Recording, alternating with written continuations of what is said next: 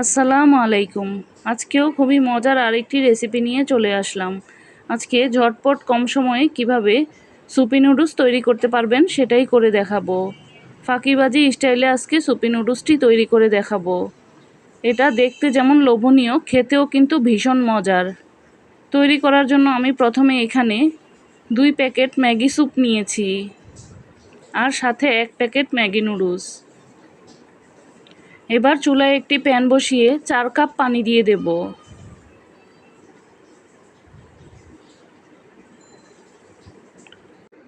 প্যাকেটের ভিতরে থাকা স্যুপ পাউডারগুলোকে দিয়ে দেব। এবার পানির সাথে এগুলোকে ভালোভাবে মিশিয়ে নেব,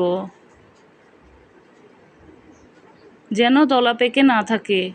মিশিয়ে নেওয়া হয়ে গেলে সামান্য একটু লবণ দিয়ে দেব আর আধা চামচ কালো গোলমরিচের গুঁড়া, 1 টেবিল চামচ টমেটো সস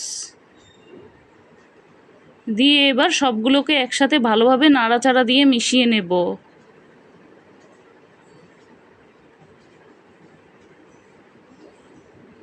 মিশিয়ে নেওয়া হয়ে গেলে এবার চুলার আঁচটা জ্বালিয়ে দেব।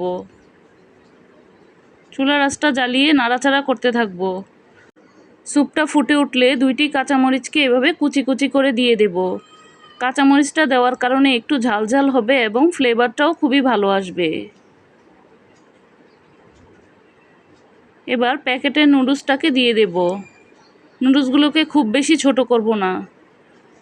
1 প্যাকেট নুডলসকে আমি 4 টুকরা করে দিয়েছি আর সাথে নুডলসের প্যাকেটে থাকা মশলাটাকে দিয়ে দেব। দিয়ে এবার নাড়াচাড়া দিয়ে মিশিয়ে নেব। নুডলসটা সিদ্ধ না হওয়া পর্যন্ত রান্না করে নেব।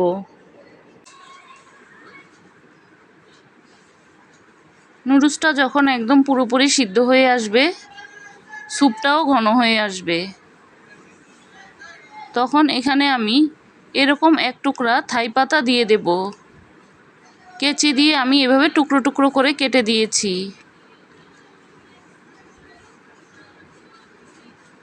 এবার 2-1 মিনিট জাল করে নেওয়ার পর চুলাটা বন্ধ করে দেব।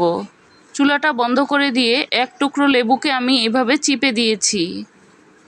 এতে করে স্যুপের স্বাদটাও খুবই ভালো আসবে। এখন লেবুর খোসাটা দিয়ে ঢাকনা দিয়ে ঢেকে 2-3 মিনিটের মতো রেখে দেব। 2-3 মিনিট পর স্যুপটা পরিবেশনের জন্য তৈরি হয়ে গেল ভীষণ মজার সুপি নুডলস। চাইলে এভাবে খুবই কম সময়ে এই সুপি নুডলসটি তৈরি করে নিতে পারেন। ঝটপট মজার একটি খাবার খুব সহজেই তৈরি করে নিতে পারবেন। ভিডিওর কোনো অংশ যদি ভালো লেগে থাকে একটি লাইক দিতে পারেন। আবারও দেখা হবে নতুন কোনো রেসিপি নিয়ে। সে পর্যন্ত ভালো থাকবেন, সুস্থ থাকবেন।